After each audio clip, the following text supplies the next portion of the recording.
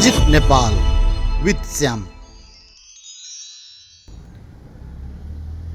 आदरणीय दर्शक महानुभावहरू, यहाँ होला आज हामीले लिएर आएका छौँ बुटोलबाट नजिकै सैना महिना 1 मा रहेको यो Buddha Bhumi agro tourism and research centre private लिमिटेडमा, जहाँ चाहिँ तपाईँ आइसकेपछि के देख्न सक्नुहुन्छ त भन्ने कुरा चाहिँ आजको हाम्रो यो भिडियोमा रहनेछ।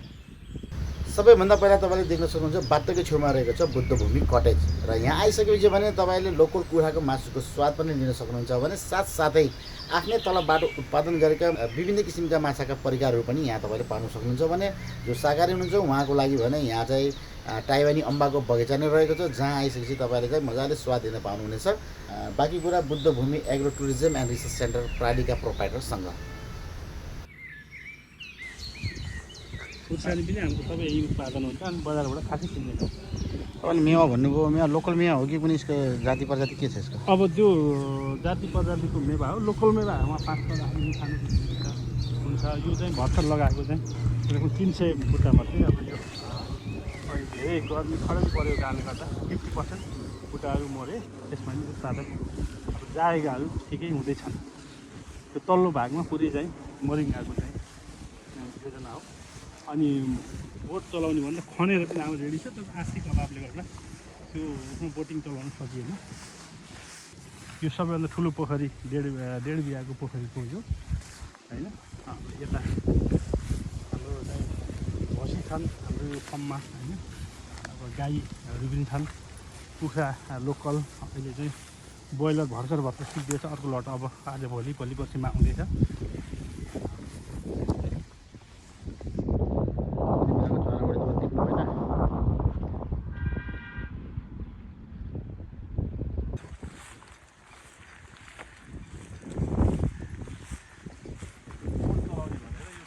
खनेको हो कि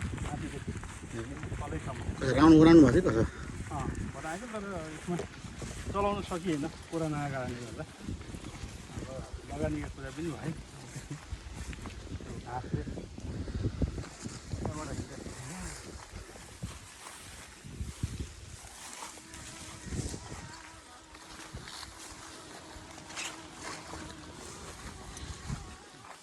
के मजाले पुलसुल हालेर होइन, कति राम्रो भएर छ।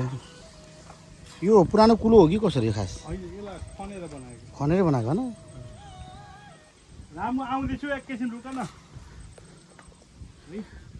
हिँडे होइन कि साथीहरू आउनु छ, यहाँ देखाउँछु। कताका साथीहरू आउनु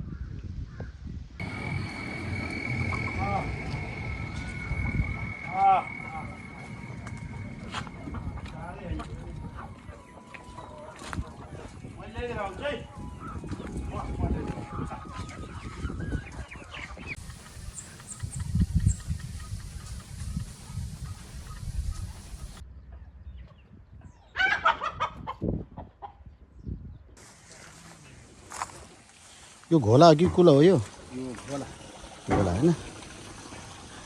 12 बजे घोला।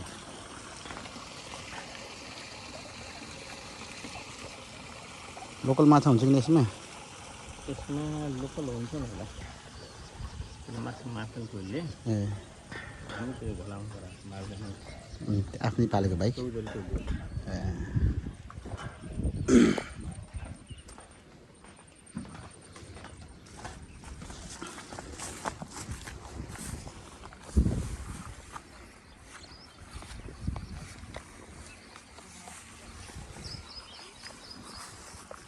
हाम्रो माछा पोखरी, यो अर्को पोखरी हो।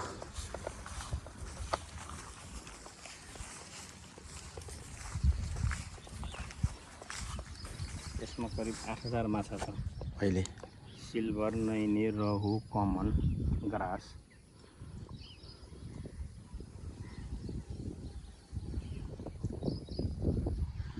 यो कति बिघाको यो पोखरी? यो झन् 1 बिघाको दाना होइन, यो त पोखरोमा हाल्ने। यसमा तपाईँको युरिया अनि डिएपी, युरिया होइन डिएपी, अनि मल, इस्ट, पिना अनि बरान, यो घोलेर हालेपछि पोखरीको पानी हरियो हुन्छ। लेउ लाग्छ। त्यो गरेपछि माछालाई दाना कम गर्नुपर्छ। माछालाई दाना कम, अनि माछालाई चाहिँ तपाईँको पर्याप्त मात्रामा आवश्यक तत्त्वहरू प्राप्त हुन्छ। खाना पनि भयो, साथै पानी पनि सफा लाग्छ।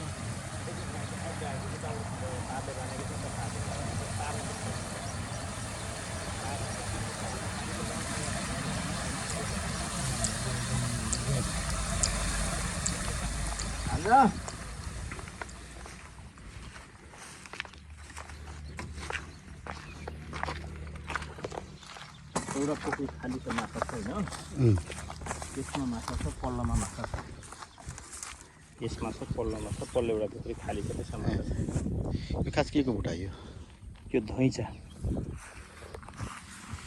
राम्रो फल्छ यो चाहिँ के हुन्छ भन्दाखेरि खेतमा यो उम्रिन्छ खेतमा उम्रिसकेपछि आफै चाहिँ तपाईँ यसैको मल हुन्छ ए खासै मलको लागि चाहिँ राखेको यो खास मलको लागि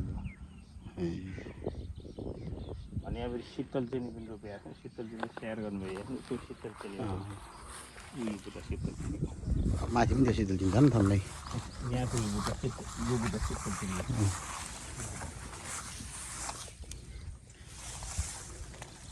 यसो हामीले लोकल हामीले घर रोप्दाखेरि त शीतल चिनी हाँगा गरेर रोप्छौँ तपाईँहरूले बिरुवा ल्याएर रोपेको यो हामी बिरुवा ल्याएर रोप्छौँ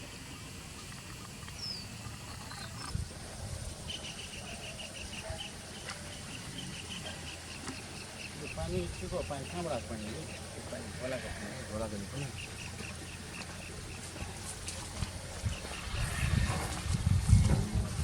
यो जति पनि देखेको सानो बेलौतीहरू छन् यो चाहिँ ताइवानी अम्बा गरे एकदमै सानोमै फुल्दो रहेछ अनि यसको यहाँ चाहिँ प्रशस्त खेती गरेको छ यत्रो सानो बुट्टा छ मजाले फुल्न सुरु गरिसकेको छ म यसको तपाईँलाई फरिकन देखाउँछु यस्तो सानोमा फुल फुलिसकेको छ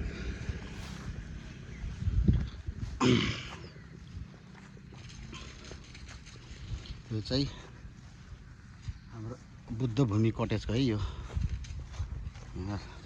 अम्बाको यो बगैँचामा अहिले हामी आएको छौँ यो अलि यति ठुलो भन्दाखेरि त मजाले फलिसकेपछि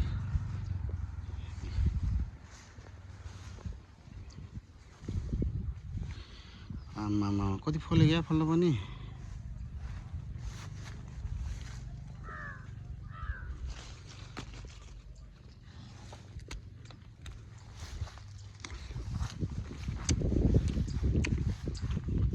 दामी छ गुलियो रहेछ है अर्कोदेखि किलो लाग्दैन कि हामीहरू बिसारी पऱ्यो गर्दैन ठिकै यो त अब अर्ग्यानिक फार्मै खोलेपछि त होइन त्यो अर्ग्यानिक मलहरू मल यता त्यही त त्यही घाँसपातकै मल युज गर्नुहुन्छ घाँसपात हाम्रो भैँसी गाई पनि छन् ए गाई भैँसीको मल पनि हुन्छ घाँस मात्र हुँदैन बेला घाँस काट्नु त्यही त ओहो यार भित्र त न कस्तो राम्रो फल्यो नि त ल गाईहरू यता हेर्नुहोस् यता हेर्नुहोस् टिप्नी बेलाउटी भएको यो बेला भएको बेलाउटीहरू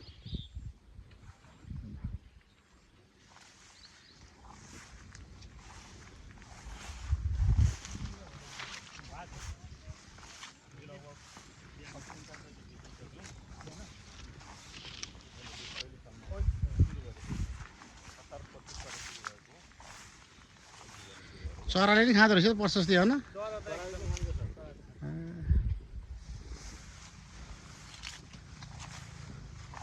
चरालाई बचाउने के छ त व्यवस्था यसको चरालाई बचाउने अहिलेसम्म खासै त्यस्तो व्यवस्था छैन त्यही मान्छेले देखेको उडायो त मान्छेले उडाउने हो अरू दु बाँकी गर्न सक्छ त्यही त उडेर हिँड्नलाई ओके देखेँ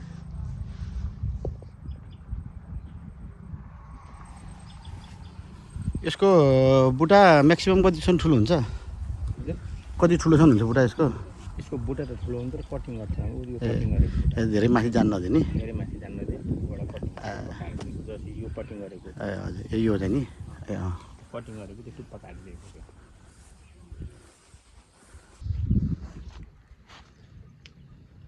यो खाएको चाहिँ हामीले ताइवानी अम्बा हो यो यही अम्बा मिठो छ बहुत मिठो छ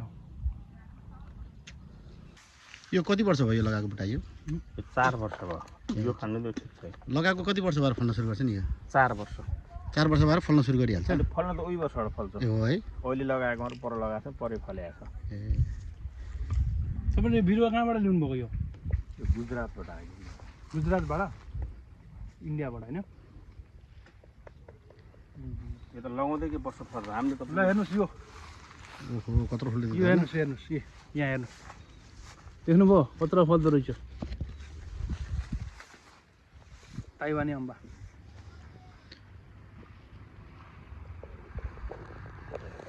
यो कलरको हुन्छ है यसलाई हेर्नुहोस् कलर कलर यो आउँदो रहेछ एकदम मिठो छ फाइबरको एकदम धेरै मात्रा हुन्छ यो बेलाउतीमा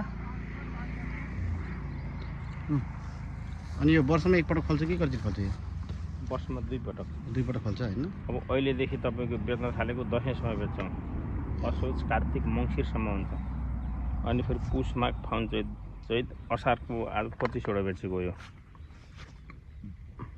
अनि तपाईँको यो चाहिँ तपाईँले कहाँ लोकल मार्केटमा बेच्नुहुन्छ कि अन्त पठाउनुहुन्छ लोकल मार्केट पटल बुटोल बुटलतिर कसरी बेच्नुहुन्छ नि तपाईँले किलो हामी होलसेलमा तपाईँको किलोको 100 रुपियाँमा लिन्छौँ अहिले घटाएको छ पहिला 110 मा दिन्थ्यौँ अहिले 100 रुपियाँ होलसेलमा यहाँबाट बेच्दाखेरि 100 रुपियाँ किलो बेच्छौँ ए तपाईँले बेच्दाखेरि हाल्छ है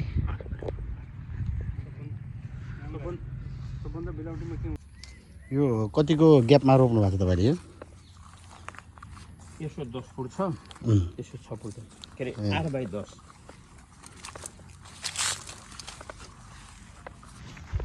यो 1 वर्ष भयो बिरुवा लगाएकोले भने ओहो होइन तर कुहिएछ दाना माटोमा पऱ्यो कि त्यति भएर 1 वर्ष भयो दाना अर्को छ यतातिर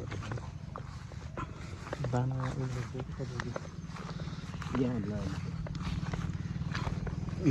देखेँ 1 वर्ष भयो यो बिरुवा लगायो कि 1 वर्ष भयो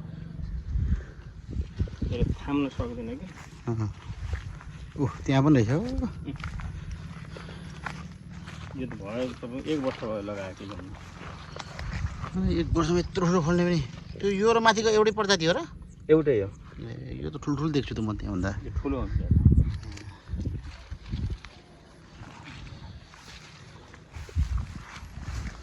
अब पुरै राखेको भए त तपाईँको त धेरै फल्थ्यो र हामीले यो के गर्छौँ भन्दाखेरि हजुर जस्तै फल्यो नि अहिलेको चाहिँ हामी राख्दैन होला तपाईँको ए पहिलो वर्ष टिपेर फाल्दैन नि बुटा हुर्किदिनुको लागि बुटा हुर्किदिनुको लागि ए यसलाई टिपेर फाल्ने सबै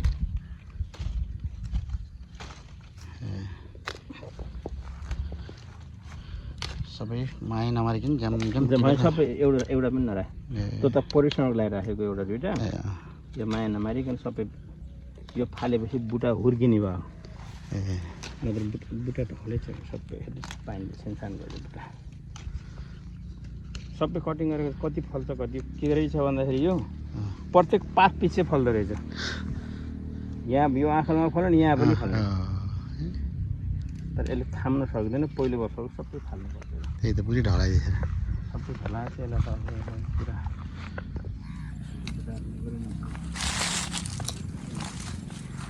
सबै फल्दै यस्तो फल्दै ल्याउने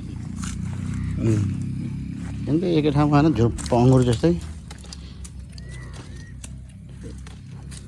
अनि दानामाथि दाना पनि फल्छ तपाईँको यो दानामाथि साइडबाट यहाँबाट फल्छ अचम्मको फल्छ